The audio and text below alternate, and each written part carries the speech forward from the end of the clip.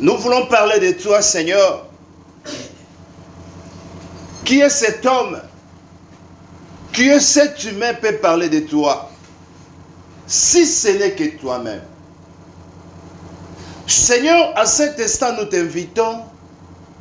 Toi seul, viens, parle à ton peuple. Car ton peuple est disposé pour t'écouter. Seigneur, ce jour-là, tu étais debout et tu parlais. Les choses existaient. Lève-toi ce matin. Parle, Seigneur, pour que les choses existent dans la vie de ton peuple. Père, que toutes tes gloires ce matin te reviennent, car tu le mérites et tu es Dieu. Je bénis ton peuple. Je bénis ces moments. Au nom de Jésus, notre Seigneur et notre bien-aimé, que le Saint dise Amen. Amen. Amen. Amen. Reprenez vos places. Que Dieu vous bénisse. Amen.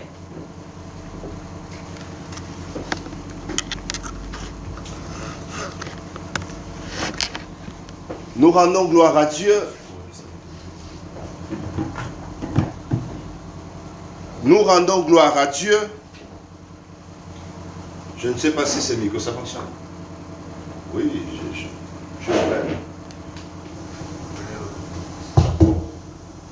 Nous disons gloire à Dieu parce que Dieu est bon. Je le dis souvent, le moment de la parole, c'est un moment où nous ne pouvons pas le négliger. Parce que tout ce que nos yeux voient, même ce que nos yeux n'aperçoivent pas, ont été créés par Dieu, par sa parole.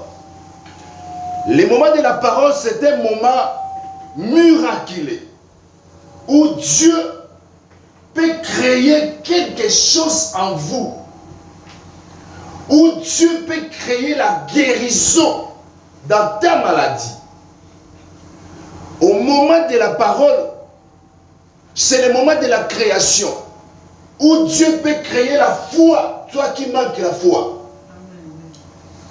Où Dieu peut créer en toi la paix, toi qui n'as pas la paix.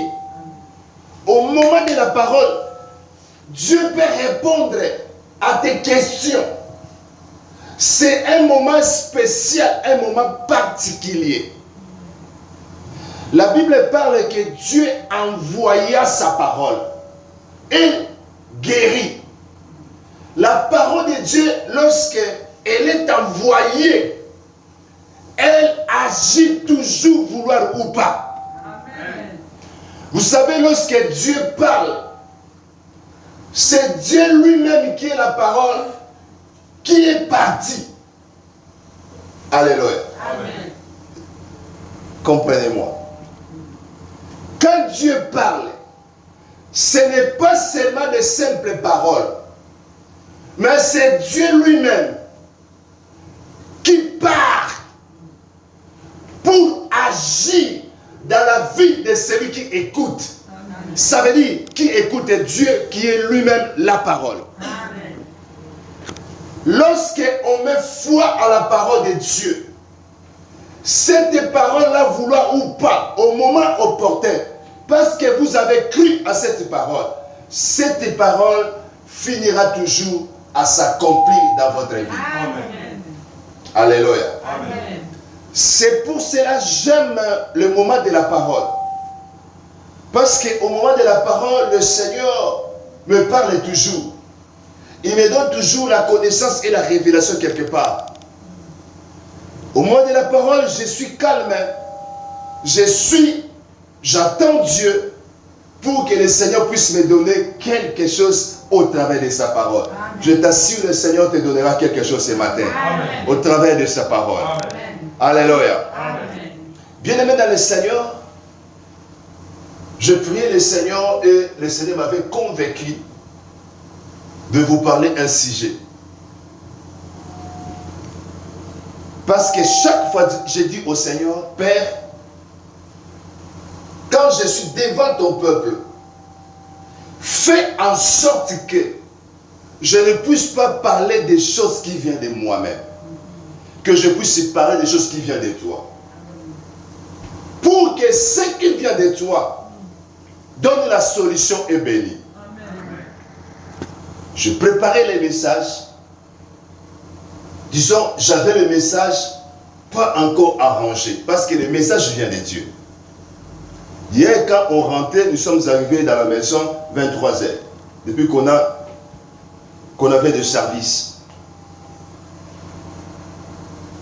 Je préparais ce que je vais m'habiller aujourd'hui, et après, j'ai pris ma Bible pour préparer la prédication de ce matin.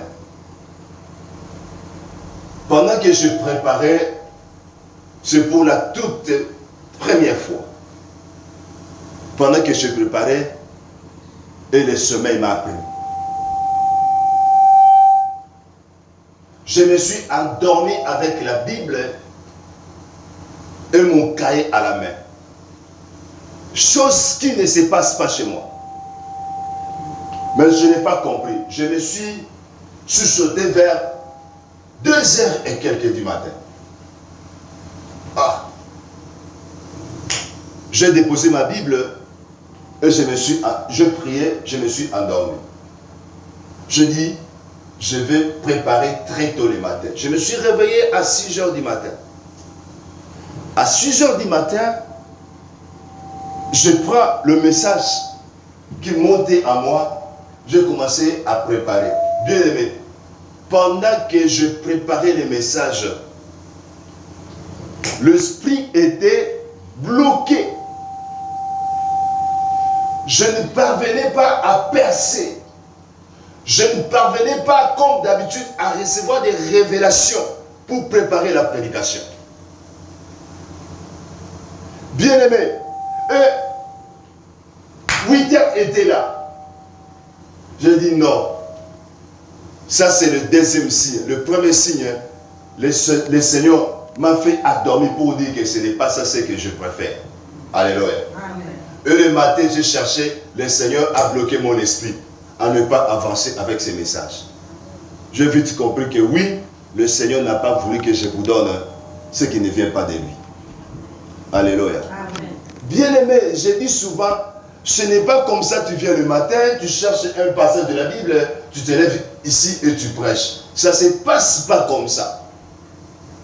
Il faut prendre le temps de prier le Seigneur. C'est le Seigneur qui t'inspire ce que tu vas parler. Et après, tu prends la Bible pour préparer la prédication. Quand la prédication vient de Dieu, c'est ce qui fera quoi? C'est ce qui bénira le peuple. J'ai dit au Seigneur, qu'est-ce que tu veux que je parle ce matin? C'est ainsi que le Seigneur m'orienta dans une ancienne prédication sur l'amour du prochain. Alléluia. Amen. Je n'ai pas compris pourquoi le Seigneur a voulu que ce matin, nous puissions parler sur l'amour du prochain. Ce que je préparais durant toute la semaine, le Seigneur a rejeté cela. Mais il nous a donné l'amour du prochain. Le Seigneur sait nos cœurs. Le Seigneur sait nos pensées.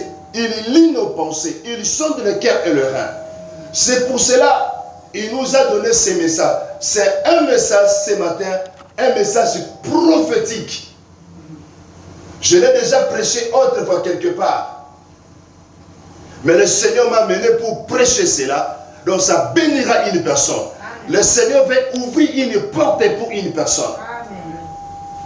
C'est un message qui vient de Dieu, un message spirituel. L'amour du prochain. Amen. Alléluia. Amen. Nous prenons nos Bibles, nous sommes debout dans Jean 13. On lit 2 versets.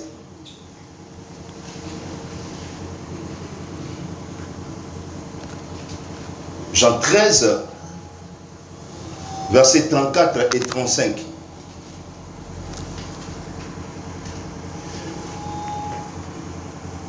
Nous allons lire au nom de Jésus. Amen. Amen. La Bible dit, je vous donne un commandement nouveau. Aimez-vous les uns les autres comme je vous ai aimés. Vous aussi aimez-vous les uns les autres. Amen. À ceci, tous connaîtront que vous êtes mes disciples si vous avez de l'amour les uns pour les autres. Parole du Seigneur. Amen. Je vous en prie, que Dieu vous bénisse. Amen. Bien-aimés, dans ces passages que Jésus nous parle, aimez-vous les uns les autres. Nous voulons parler de l'amour. Parce qu'il existe l'amour du prochain, aussi l'amour de Dieu. Nous devons aimer Dieu de toute notre force, de toute notre âme et de toute notre énergie. Alléluia. Amen. Parfois, bien aimé, je dis aux gens, quand on lit la parole de Dieu, on parle sur l'amour. Les gens passent à autre chose. Mais l'amour, ce n'est pas ce que vous pensez. Nous allons bien voir ce matin ce que c'est l'amour. Les gens pensent lorsqu'on parle d'amour, c'est facile. Quand j'ai quelque chose, si je donne à quelqu'un, je offre quelque chose à quelqu'un, ça veut dire, j'ai son amour. Un point, un trait. Ce n'est pas ça l'amour. Détrompez-vous. L'amour est autre chose. Alléluia. Amen. La Bible dit, tu aimeras Dieu, ton Créateur, de toute ta force, de toute ton âme et de toute ton énergie. Un jour, j'étais assis, je demande, est-ce que je suis déjà arrivé au point d'aimer Dieu, de toute ta force? Je voulais être sincère à moi-même. Je dis que non, je ne suis pas encore arrivé. Aimer Dieu de toute ton âme, de toute ton énergie, ça veut dire tout ce que tu dois faire, il faut que ça vienne de Dieu. Il faut que ça honore Dieu. Il faut que ça bénisse Dieu. Il faut que Dieu le prouve, te donne son avis, de Dieu d'être d'accord. Aimer Dieu, ça veut dire de dépendre totalement à Dieu dans tout point, dans toutes circonstances. Aimer Dieu de toute ton âme, ça veut dire de vivre uniquement pour Dieu. Mais parfois dans la vie, aujourd'hui, nous vivons dans certains moments pour nous-mêmes. Parfois dans certains moments, le mari cherche à vivre pour sa femme. Parfois à un certain moment, le parent cherche à vivre, à satisfaire leurs enfants. Mais peut-être, ce n'est pas le moment, ce n'est pas la volonté de Dieu. C'est compliqué d'aimer Dieu de toute ta force. Quand on dit de toute ton âme, tes pensées, ça se trouve dans ton âme. Tes pensées, à tout moment, chaque histoire, doit penser qu'à Dieu. Doit penser qu'à Dieu. Nous ne sommes pas encore arrivés à aimer Dieu de toute notre âme. Que Dieu nous aide tous. Parce que c'est un commandement d'aimer Dieu de toute notre âme.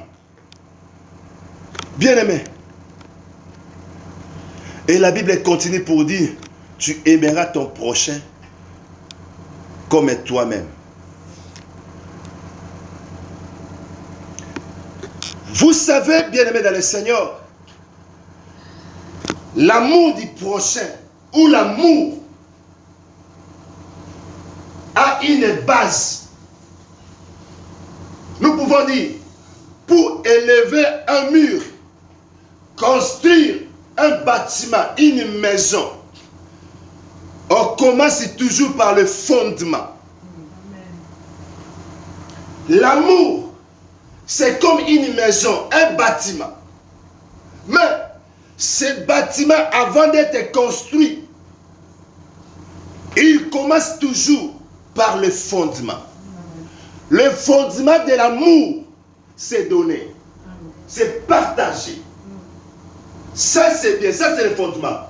Lorsque quelqu'un a l'habitude de donner, de partager, que ce soit quelque chose, que ce soit son temps, que ce soit sa vie pour les autres, c'est déjà la base de l'amour que vous avez. Alléluia. Amen. C'est déjà un bon départ. Vous avez le fondement de votre vie spirituelle. C'est l'amour. De Genèse à l'Apocalypse, on ne parle que sur l'amour.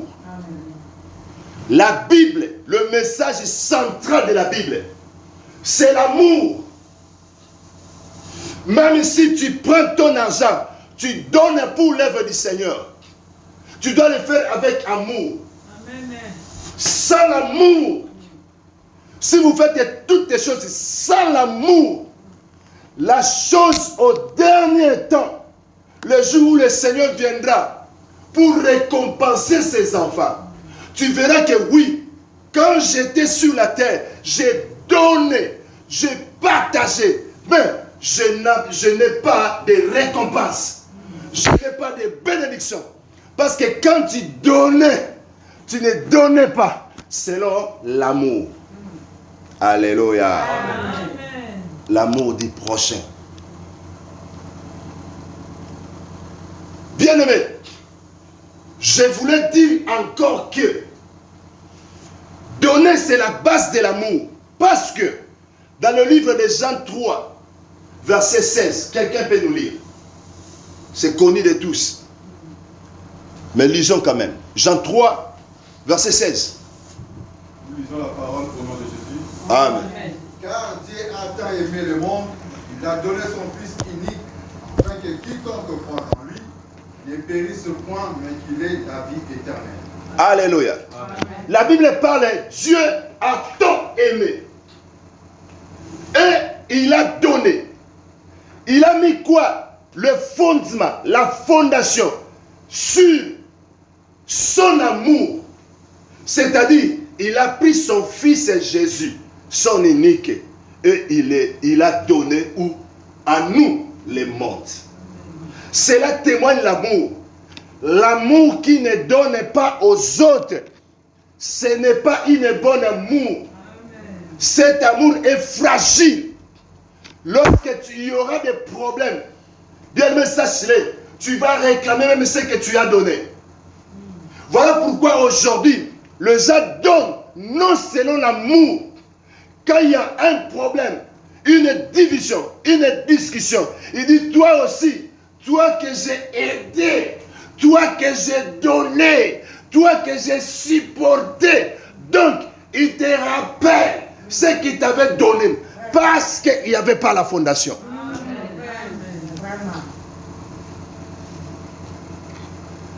Alléluia. Amen. Dieu nous a tellement aimés. Il nous a donné ce qui est important. L'unique fils. Pour le fils, venir mourir à notre place. Alléluia. Amen. L'amour ou la fondation, le fondement de la maison spirituelle qui s'appelle amour a besoin de fondement. Et ce fondement-là, à quoi? À deux pylônes. Le premier pylône, c'est quoi? Le fondement de l'amour. C'est d'abord c'est donner soi-même pour les autres. C'est donner d'abord soi-même pour les autres. Deuxième pylône de l'amour, du fondement de l'amour, c'est donner ce que vous pouvez pour les autres. Ça veut dire, d'abord ta vie. Tu donnes ta vie pour les autres. Deuxièmement, tu donnes tout ce que tu peux en avoir pour donner aux autres. C'est ça le deux pylônes, fondement de l'amour. Jésus-Christ, lorsqu'il est venu, parce qu'il avait l'amour, offrande, sacrifice, pour que nous soyons sauvés. L'amour d'abord consiste à se donner soi-même pour les autres, de donner votre temps, votre corps pour les autres. Ce n'est pas d'abord l'argent. Ce n'est pas d'abord tu prends un vêtement, tu donnes à quelqu'un. D'abord soi-même. Ta vie, tu dois la donner aux autres. Amen.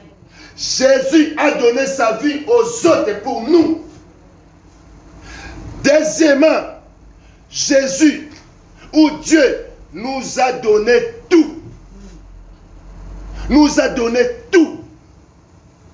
Que ce soit la vie, que ce soit la santé, la guérison, toutes les choses, Dieu nous a offert. Amen. Alléluia. Amen. Bien-aimés, mais aujourd'hui nous voyons les gens, ils ont quand même la facilité d'offrir une chose à une personne. Mais ils ont du mal à donner leur temps, leur vie pour les autres. Votre maison est construite, mais manque un pilier. Un pilier manque dans votre fondement. Parce que vous faites que donner, mais votre vie, vous ne les conservez que pour vous-même. Alléluia. Amen. La Bible dit, celui qui épargne ou garde sa vie pour lui-même, la perdra un jour. La perdra un jour. Tu peux donner, tu peux contribuer dans des fêtes, tu peux aider les gens, mais quant à toi-même, d'être là, auprès de quelqu'un qui a un problème, les consoler, chaque fois tu n'as pas le temps. C'est-à-dire ton amour est déséquilibré. La première des choses, il faut te donner soi-même aux autres. Amen. Et le matériel vient après. Dieu nous a d'abord, premièrement, donné Jésus. Et après, avec Jésus, il nous a donné tout le reste. Amen. Ne donne pas d'abord aux autres le reste. Et vous conservez, vous épargnez votre vie pour les autres. Parce qu'il dit que non, je ne peux pas dormir là. Il fait froid, nous sommes en hiver, je ne peux pas. Souvent je suis malade. Quand je dors par terre, je me réveille souvent malade. Oui, tu épargnes ta vie pour donner cela aux autres. Tu as un amour déséquilibré. Alléluia. Amen. L'amour de Dieu, les gens sont limités, c'est à donner, à donner. Nous allons lire un passage dans le livre de 1 Corinthiens 13. 1 Corinthiens 13, 1 à 8. Il y a un point important que nous voulons soulever dans ces passages. Parole de Dieu au nom de Jésus. Amen. Quand je parlerai le langue des hommes et des anges, et si je n'ai pas la charité, je suis un airain qui résonne, une cymbale qui retentit. Et quand j'aurai les dons de prophétie, la science de tout le mystère et toute la connaissance, quand j'aurai même toute la foi jusqu'à transporter des montagnes, si je n'ai pas la charité, je ne suis rien. Et quand je distribuerai tous mes biens pour la nourriture des pauvres, quand je livrerai même mon corps pour être brûlé, si je n'ai pas la charité, cela ne me sert à rien. Amen. La charité est patiente. Nous allons continuer après. On s'arrête au verset 3 là. La Bible dit, quand je distribuerai mes biens, ma richesse, mon héritage aux autres, mais si je n'ai pas l'amour, bien aimé, ces passages, ça me dépasse. Si tu prends tous tes biens, tu pars dans des foyers, tu pars là où il y a des indigents, tu commences à distribuer tes vêtements, l'argent, de maisons, de voitures que tu as. La Bible dit, si tu n'as pas l'amour, ce que tu fais là, ce n'est rien. C'est pour dire, donner seulement tout simplement ne suffit pas. Comment quelqu'un peut distribuer tout ce qu'il possède? Mais la Bible dit, si tu le fais, tu n'as pas l'amour, tu ne fais rien. Mais celui qui donne même le peu qu'il a, il a donné avec son cœur, avec l'amour. Bien aimé, il a gagné beaucoup par rapport à celui qui a distribué même des maisons pour les gens. Donc, donner tout simplement ne signifie pas que vous avez l'amour de la personne. Il y a des gens qui donnent pour prouver à la personne. Il y a des gens qui donnent pour dire dans son cœur, je l'ai prêté. Je sais que le jour où j'aurai aussi des difficultés, il m'aidera. Tu donnes avec une idée qu'un jour, il va me rembourser, m'aider aussi. Déjà, tu n'as pas l'amour. Ce n'est pas le véritable amour. Oh, la Bible dit, le païen le font aussi. Le païen donne à ceux qui va les rembourser. Toi, tu ne me donnes pas, je ne te le donnerai pas. Lui qui me donne, c'est lui que je vais donner. Il sait que lui, il me donne quand je manque. Donc, quand lui aussi il manque, je vais lui donner. Et aujourd'hui, dans les milieux, comment nous disons quoi? Nous avons nos langages, nos slogans. Bapesaka mutu oyo a apesaka. Bapesaka mutu oyo apesaka.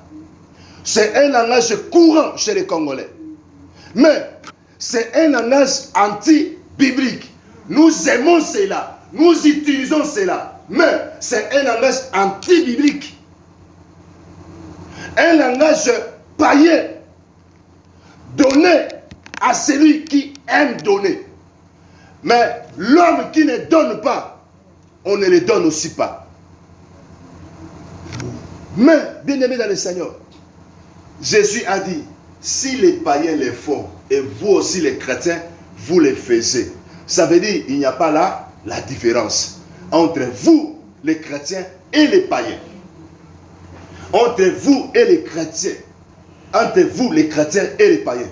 Oh, la Bible nous interpelle, nous les chrétiens, nous devons donner aux personnes que nous savons. Un jour, ils ne peuvent pas nous donner, nous les rembourser. Alléluia. Bien-aimé, ça m'étonne aujourd'hui. Quand il y a deux personnes devant toi, celui-ci qui aime t'aider, qui aime te donner. Chaque fois quand tu as un problème, il est à côté de toi. Mais lui, celui-là, il n'aime pas donner aux gens. Il est isolé, il vit sa vie. Même si on crie, il est toujours fermé chez lui. Nous donnons seulement à ceux qui nous donnent. Mais ceux qui ne donnent pas, nous ne leur donnons pas. La Bible dit, les païens le font. Vous voyez l'amour. Vous voyez l'amour, ce n'est pas seulement de donner. Il y a aussi des gens qui donnent, bien-aimés. Lorsqu'il donne, pour que les gens voient qu'il a donné. Ça, c'est donner, c'est bien. La personne bénéficie. Mais il n'y aura pas la récompense chez toi. Parce que tu as donné pour que les gens sachent. Pour que les gens voient que toi, tu donnes. Tu cherches à voir quoi? La considération des gens. Que les gens puissent t'aimer. Que les gens puissent dire chaque fois que non, celui-là, vraiment il donne. Tu le fais publiquement. Tu chantes à cela pour attirer l'attention des gens vers toi. Alléluia. C'est lui qui sonde les cœurs et le reste, ce n'est que Dieu. Amen. Les gens voient que oui, tu donnes. Les gens t'acclament que tu donnes. Les gens ont le témoignage que tu donnes. Mais Dieu voit que tu n'as jamais donné. Amen. Parce que tu donnes pour attirer la considération des gens. L'amour, ce n'est pas ça. Alléluia. Amen. L'amour donne quelqu'un en secret. La Bible dit, si tu donnes quelque chose à la main droite que ta main gauche, ne sois pas au courant que tu as donné. On ne nous parle pas de la main, mais on nous parle que les gens qui nous entourent, ça veut dire les autres ne peuvent pas savoir que si le veste ou la veste, la porte de bonheur apportée vient de toi. Alléluia. Amen. Mais toute l'église saura que oui, ce que le pasteur a porté, c'est toi qui l'avais acheté. C'est toi qui l'avais donné. Oui, l'apôtre bénéficie. Il est propre. Il se couvre son corps. Mais toi, tu n'auras pas la récompense. Tu n'auras pas la bénédiction. Tu es en train de faire quoi? De briser, de casser la construction, la maison que tu bâtis spirituellement. Ou que tu avais bâti spirituellement. Quand on donne, ne sonne pas la trompette. Ne sonne pas la trompette. Même s'il y a des problèmes, même s'il y a des divisions, sache-le, c'est lui qui te paiera, c'est Dieu. Amen. Même si la personne te réunit, il dit que tu n'en as jamais donné. Dieu sait que tu l'avais donné. Amen. Rien n'est caché devant les yeux de Dieu. Amen. Même si la chose est petite, mais la chose est inscrite dans le livre des souvenirs. Amen. Un jour, tu auras ta bénédiction. Amen. Même pas toi, tes enfants bénéficieront de ce que toi tu avais donné. Amen.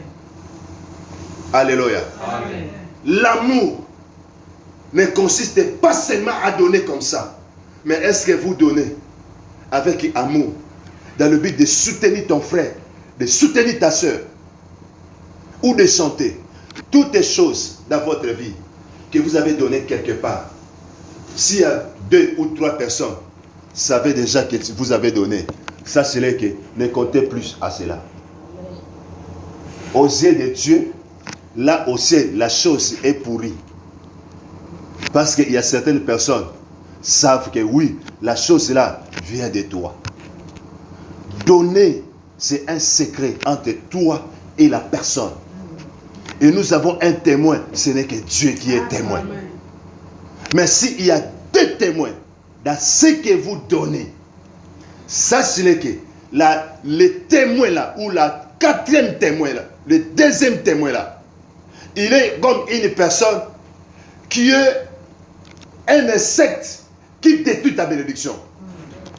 Quand tu veux faire quelque chose, tu veux poser un acte d'amour, ne cherche pas à sonner la trompette. Ne demande pas conseil à quelqu'un. Voilà, je vais donner telle chose à une personne. Même une femme, quand tu veux donner quelque chose, ce n'est pas seulement nécessaire. Je dis très bien. Ce n'est pas seulement obligatoire. Tu dis que oui, entre moi et mon mari, il n'y a pas de secret. Nous sommes un. Mais je te dirai, quand Abraham a voulu offrir à Dieu le fils unique, est-ce qu'il a dit à Sarah? Non. Pour que tu dises non, nous sommes un. Moi et moi, nous sommes un. Tout ce que tu veux donner, il faut que ton mari soit au courant. Oui, c'est bien. Parfois, laisse ton mari, laisse ta femme. Fais ce que le Seigneur te dit. Quand tu rentres, même s'il y aura des divisions, des discussions, le Seigneur sera à ton côté. Amen. Le Seigneur sera à ton côté. Parce qu'il y a des fois, le mari ne comprend pas ton geste. Parfois, les amis ne vont pas comprendre. Parfois, ta femme ne va pas comprendre. Fais ce que le Seigneur te dit de faire. Alléluia. Fais ce que le Seigneur te dit de faire. Ne viens même pas demander conseil à l'église. Il y a des fois, tu veux donner quelque chose. Ne cherche pas les conseils. Mais prends la chose, présente-la à Dieu. Prie Dieu et va donner. Qu'il soit sorcier, qu'il soit magicien, j'ai prié pour la chose. Car le Seigneur m'a convaincu. Et je donne la chose. Même tout ce qu'il peut faire avec la chose. Amener la chose dans leur monde des ténèbres. Bien-aimé dans le Seigneur, j'ai donné avec amour pour t'aider. Et j'ai prié pour la chose. Rien ne se passera. Alléluia. Bien-aimé dans le Seigneur, nous allons lire un passage.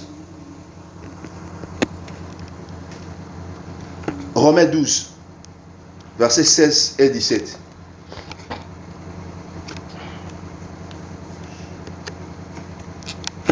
L'amour.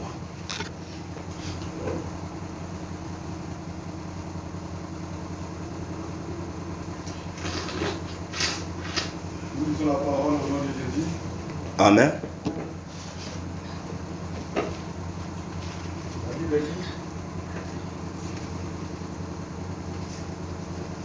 dit, ayez le même sentiment les uns envers les autres. N'aspirez pas à ce qui est élevé, mais laissez-vous attirer par ce qui est humble. Ne soyez point sages à vos propres yeux. Ne rendez à personne le mal par le mal. Recherchez ce qui est bien devant tous les autres. Amen. Alléluia. Amen. Un point qui m'a interpellé, la Bible dit, ne rendez point le mal pour le mal.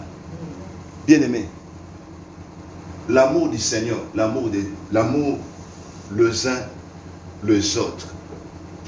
La Bible nous le dit, celui qui a l'amour ne rend pas le mal pour le mal. Ne rend pas le mal pour le mal. Quelqu'un qui t'a causé du tort, quelqu'un qui a cherché même ta mort, quelqu'un qui te calomnie, quelqu'un qui t'insulte devant les gens, qui t'humilie, quelqu'un que tu as aidé, aujourd'hui dans la vie, il est devenu ingrat ou ingrate, irreconnaissant de tout ce que tu as fait pour lui. Tu as risqué plusieurs fois ta vie pour la personne. Mais aujourd'hui, il est en train de te combattre. La Bible nous parle. Ne rendez pas le mal pour le mal. Ne rendez pas le mal pour le mal.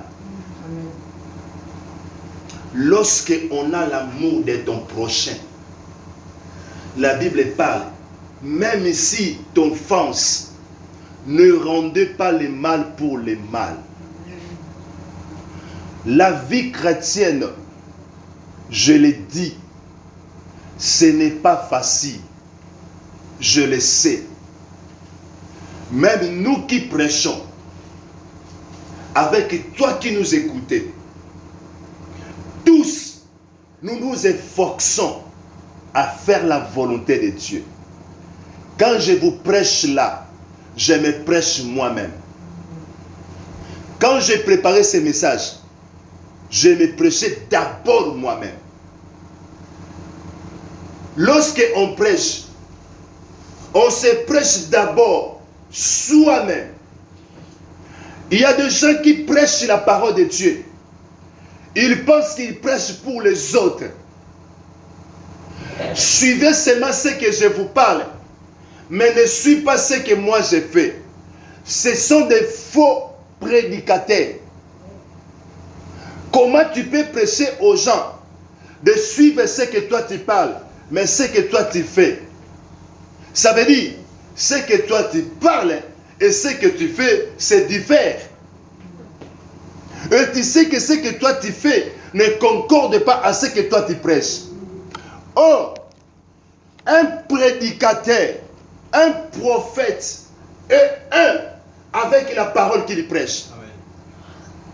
Un prophète, il doit être un avec des prophéties qu'il prophétise, qu'il donne aux gens.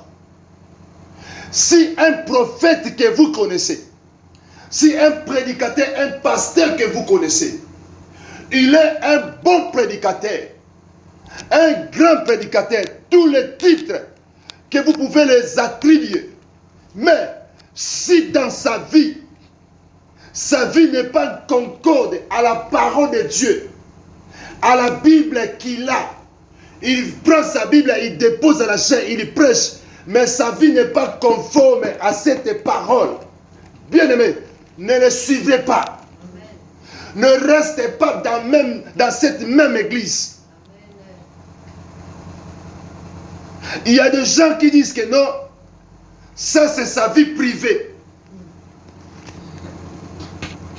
Moi qui vous parle, je n'ai pas une vie privée. Et vie privée n'existe pas chez les enfants de Dieu. Amen. Surtout chez les prédicateurs. Tu es un homme public. Tu n'as pas de vie privée. Laissez les politiciens ou les politiques qui disent qu'ils ont des vies privées. C'est eux. Mais un homme de Dieu n'a pas une vie privée. Amen. Alléluia. Amen. Si un homme de Dieu, la Bible dit, si un homme de Dieu ne parvient pas à organiser son foyer, ne parvient pas à organiser sa maison, comment est-ce qu'il pourra organiser l'église de Dieu? Comment? Et vous dites que ce qui se passe dans leur maison, c'est privé. Nous, c'est l'église, il nous prêche. Il prie pour nous. Nous avons des solutions. Un point inter. Détrompez-vous. Oui, ce qu'il fait chez soi, à la maison, en cachette, ça se trouve dans son âme. Lorsqu'il vous impose les mains, cela se transmet. Même si vous avez la guérison, il y a quelque chose, c'est péché à lui, se transmet à vous. Un homme de Dieu n'a pas de vie privée. Si un homme de Dieu passe aux réseaux sociaux quelque part pour réclamer sa vie privée, c'est un mauvais pasteur. Amen. Pourquoi votre vie privée? Pourquoi en avoir? Bien-aimé, selon la parole, nous avons qu'une seule vie. Amen. Alléluia. Amen. Nous avons qu'une seule vie. Amen. Moi qui vous parle, que les autres, nous avons qu'une seule vie. Cette vie-là, que je sois avec vous, c'est la même vie. Que je sois ailleurs, c'est la même vie. J'ai qu'une seule vie. Il n'y a pas quelque part une vie privée. Amen. Même chez moi à la maison, c'est la même vie. J'ai qu'une seule vie. Amen. Si à la maison, je tabasse ma femme, on se chamaille, et je viens ici, les amis, il faut donner à l'église, il faut aimer Dieu. Dieu que toi, pasteur, tu ne le vois pas. Toi-même avec ton argent, tu es parti doter la femme. Arrivé à la maison, dit que non. Tu commences à les tabasser. Et tu viens à l'église prêcher l'amour. Et quand quelqu'un vous dit que, sœur, frère, votre pasteur n'a pas une bonne vie. Ah non, non, ce sont des jaloux. Ça, c'est sa vie privée. Ça, c'est sa vie privée. C'est sa vie privée. C'est à la maison. Mais à l'église, notre pasteur nous aime. Il n'y a qu'une seule vie. À la maison, ce n'est pas une autre vie. Il n'y a pas de vie privée. Dans les choses de Dieu, il n'y a pas de vie privée. Même là où tu travailles, il faut vivre la même vie, la vie chrétienne, la vie de Jésus, là où tu travailles. Il faut être sincère et honnête. Travailler selon ta tâche. Ne joue pas au cache-cache. Ne prends pas des choses de l'entreprise pour ramener à la maison. Il faut qu'on te donne. Il faut demander. Ne le fais pas. On n'a pas de vie. Comme le monde nous dit, il y a une vie professionnelle. Oui, dans la vie professionnelle, là où je travaille, je mène la même vie, la vie de Christ. Amen. À la maison, vie familiale, je mène la même vie avec Christ. Ici à l'église, je mène la même vie avec Christ. Alléluia. Amen. Alléluia. Amen. Ne rendez pas le mal pour le mal. Bien aimé, ça m'étonne. Ça m'étonne. Laissez-moi vous dire une chose. Laissez-moi vous dire une chose. Un homme qui, sur son lit, il sait que j'ai une femme. Et cette femme, je l'ai mariée. C'est ma femme. J'ai donné la dot. Un jour, la femme a commis une erreur, une bêtise. Cela est gravé dans le cœur de Marie. Le mari, chaque jour, il sort, il cherche comment est-ce que je vais rendre le mal à ma femme. Vraiment. Et cette pensée le ronge. Comment je vais rendre pareil à ma femme? Parce que ma femme m'avait trompé un jour. Il faut qu'elle paye. Comment une femme, toi qui dors avec ton mari à côté, tu penses chaque fois, cet homme, chaque fois il triche. Comment est-ce que je vais rendre à cet homme pareil? Comment est-ce que je vais payer à cet homme ce qu'il m'a fait? Rendre le mal pour le mal. L'amour ne rend pas le mal pour le mal. Quand tu rends le mal pour le mal, tu n'es pas encore devenu chrétien. Tu dois faire un effort. L'amour nous interpelle à rendre le bien à la place du mal. Quand vous rendez le mal à la place du mal, vous n'êtes pas encore chrétien. Parce que chrétien, vie chrétienne est assise sur l'amour. Mais toi, tu rends le mal. Donc, tu n'es pas encore assis dans la vie chrétienne. L'amour, les uns les autres, ce n'est pas seulement donner. Ce n'est pas seulement donner. C'est plus que même donner. Dieu ne nous a pas seulement donné Jésus comme une personne clouée à la croix. Mais il nous a donné beaucoup de choses par Jésus et pour Jésus. Amen. Dieu nous a donné beaucoup de choses avec Jésus. Non seulement Jésus comme un don, comme une vie. Mais en dehors de cela, Dieu nous a donné beaucoup de choses. Jésus qui était sur terre, il guérissait les malades, il ressuscitait les morts, il recouvrait la vie des aveugles, les boiteux marchaient. Mais il y avait un groupe de gens qui voyaient que non, ce n'est pas ça.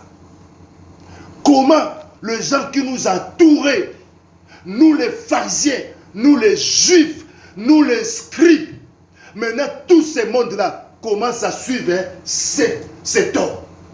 Cet homme est venu nous arracher nos fidèles. Bien aimé, il y a des pasteurs qui sont prêts à maudire un fidèle Parce que le fidèle a quitté l'église. Wesh, papa. Parce que le fidèle a quitté l'église. Parvenir à maudire les fidèles.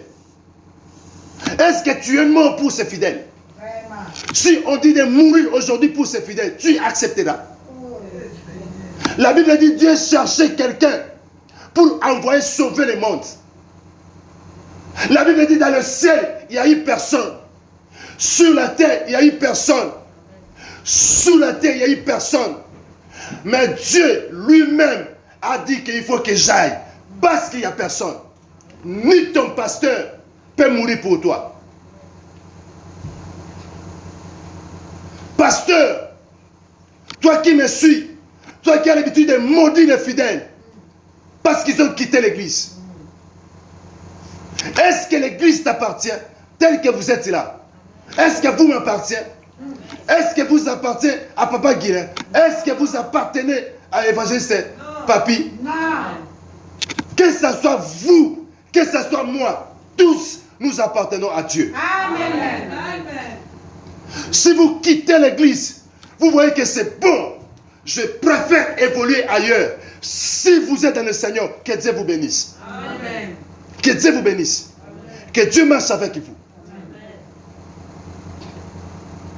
Mais, parce que vous avez quitté l'église, tu envoies des messagers pour dire que il faut leur dire, comme il a quitté l'église, nous qui avons prié pour lui, lui qui était venu ici malade, lui qui était venu ici comme, aujourd'hui il a avec les pasteurs qui disent avec orgueil, orgueilleux que tu es. J'ai prié pour toi. Aujourd'hui tu es grâce à moi. Ce n'est pas grâce à toi. La vérité. Tu as été qu'un instrument que Dieu a désiré me bénir. Yes. Que Dieu a désiré de passer par toi. Si tu te dis tu es serviteur, si tu te dis tu es instrument, laissez Dieu passer par toi. Donnez gloire à Dieu. Amen.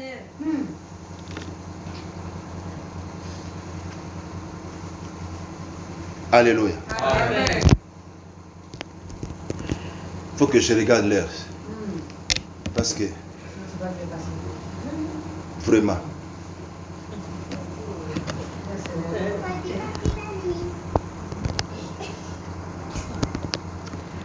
il faut que je finisse dans 7 minutes.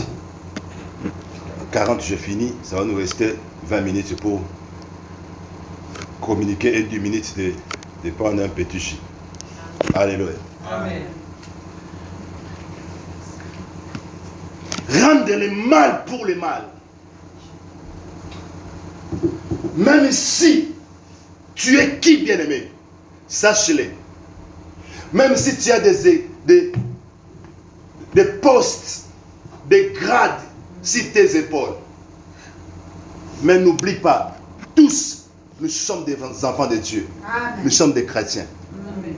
Tous, nous cherchons l'éternité. Ne rendez pas le mal pour le mal. Un chrétien, un enfant de Dieu, si tu veux inscrire, graver ton nom dans le livre de vie, tu dois pardonner. Amen. Tu dois pardonner. Ne rendez pas le mal pour le bien. Amen. Ne rendez pas. Mais faites toujours le bien. Alléluia. Amen. Nous allons prendre un dernier verset rapidement. 1 Pierre 3.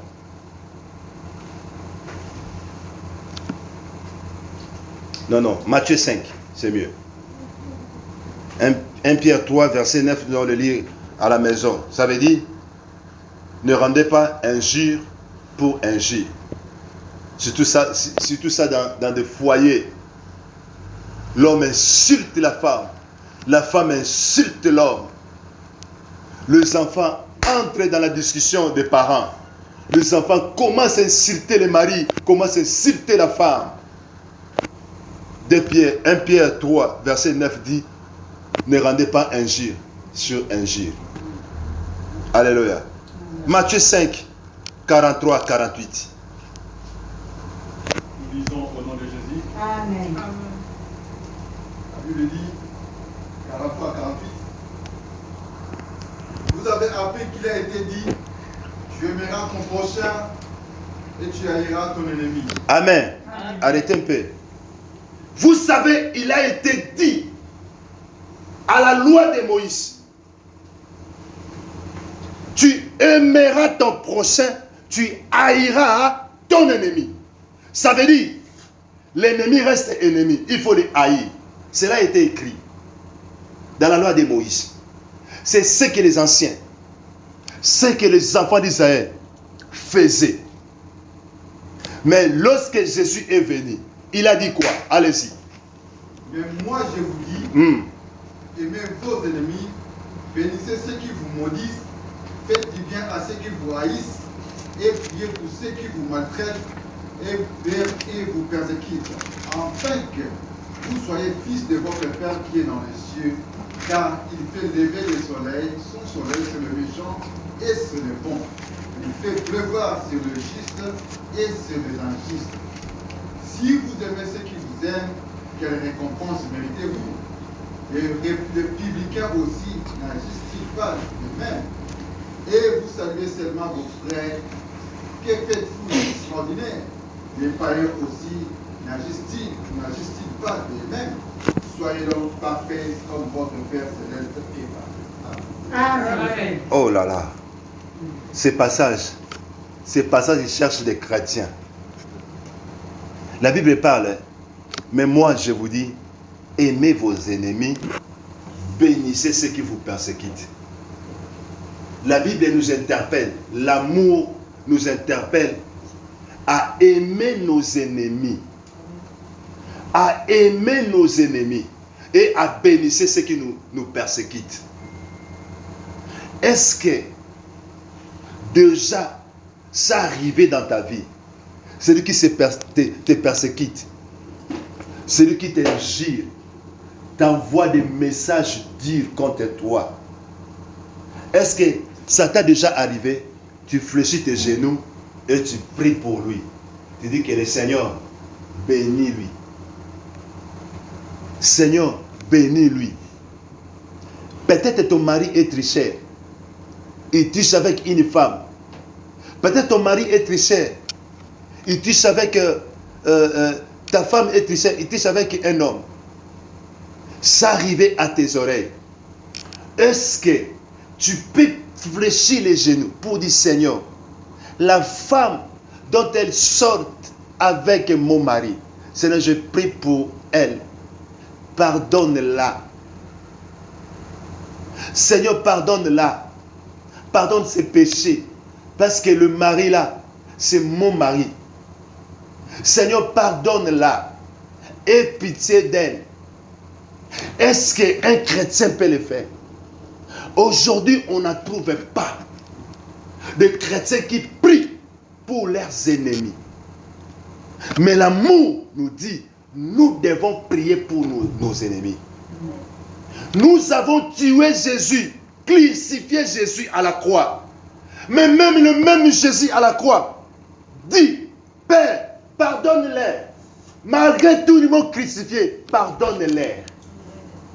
Mais toi, on ne t'a pas tué, tu es en vie. Jésus crucifié, la mort est là. Père, malgré tout la mort, pardonne-les. Mais toi, tu n'es pas crucifié. On ne t'a pas arraché les bras. On t'a seulement insulté. On t'a seulement humilié. Mais tu dis, plus jamais. Toi que tu es en vie, on t'a humilié devant 5 personnes seulement. Les autres ne connaissent pas qu'on t'avait un jour humilié. Mais pourquoi pas pardonner? Pourquoi pas oublier? L'amour. Vous entendez l'amour. Vous pensez seulement que moi je donne. Hein. Ce n'est pas ça l'amour. Voilà l'amour. Prier. Celui qui sort avec ton mari, est-ce que c'est facile? Non. Mais la Bible, elle le dit. La Bible, elle le dit. Paul a dit, la vie chrétienne, ce n'est pas seulement de manger et de boire. La vie chrétienne est difficile. Aucun pasteur peut vous mentir. La vie chrétienne est difficile. Je suis prédicateur de l'évangile longtemps. La vie chrétienne est difficile.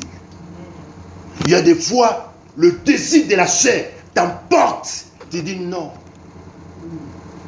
Tu peux gagner avec les désirs si tu satisfais le corps. Mais tu dis non. Pour la gloire de Dieu. La vie chrétienne, ce n'est pas facile. Si tu veux le ciel, que Dieu frappe la poitrine, dit que c'est ma fille, c'est mon fils. Voilà les choses. Voilà les choses. Amen. La Bible dit, c'est ainsi que vous allez vous distinguer avec les païens. Amen. C'est ainsi que nous sommes des chrétiens.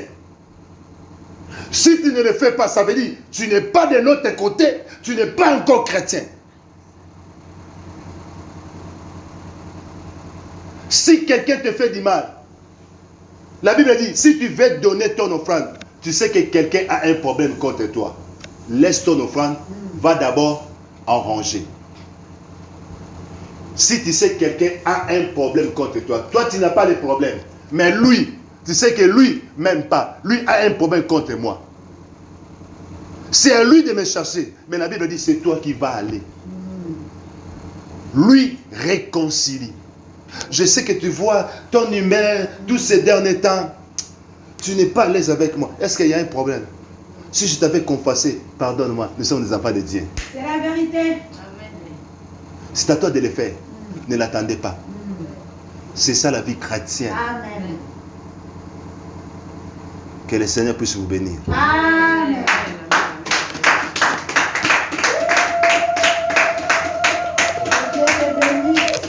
Jésus ne change pas. Le chant debout s'il vous plaît. Alléluia.